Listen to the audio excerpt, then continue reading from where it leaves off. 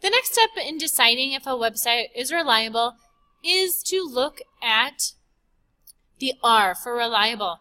And that means looking at who is the author of the page.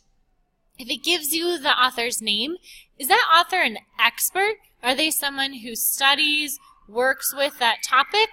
Or are they someone who is just doing it as a hobby or for fun? So you really need to think about, how do I know that they're an expert? If it doesn't say a person's name, you need to look at the organization or the company that is creating the website. An organization might be the National Geographic, for example. Are they a trusted organization? Do they specialize in research? Are they an expert? You also should look at the website address.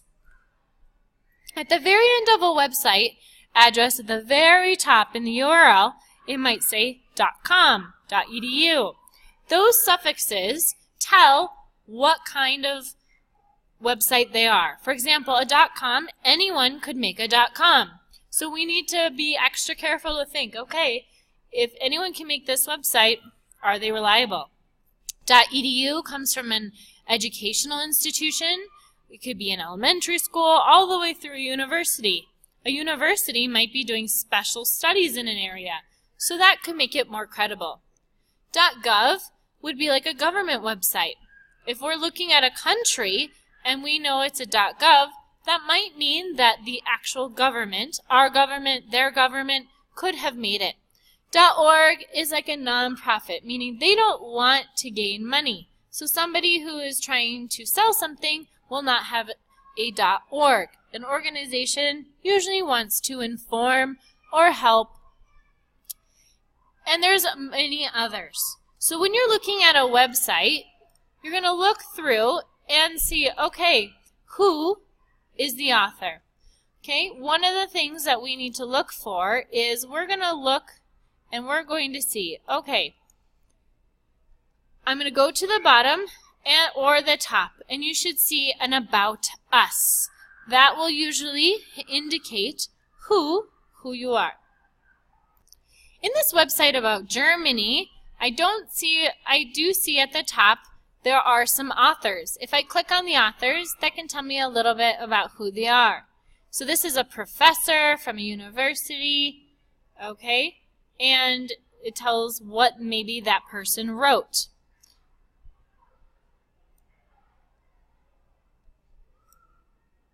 If it doesn't say a person's name at the top, we want to go to the bottom and see, okay, is there an About Us? Here there's an About Us. Sometimes you might have to click on multiple places, like here. That didn't really tell me much, so I noticed that it led me to the Encyclopedia Britannica site, and I need to click on About Us. I can choose all different, the executive team, the contributors, who adds in.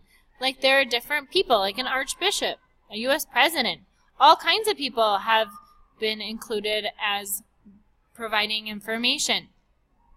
If I go to the executive team, okay, this tells me a little bit about the people. So you're going to look and see, are they experts? Are they the ones who should be writing information in here? And then you can decide, okay, I know this person he's been studying, he's been researching, these are experts in their field, and if so, then it is reliable.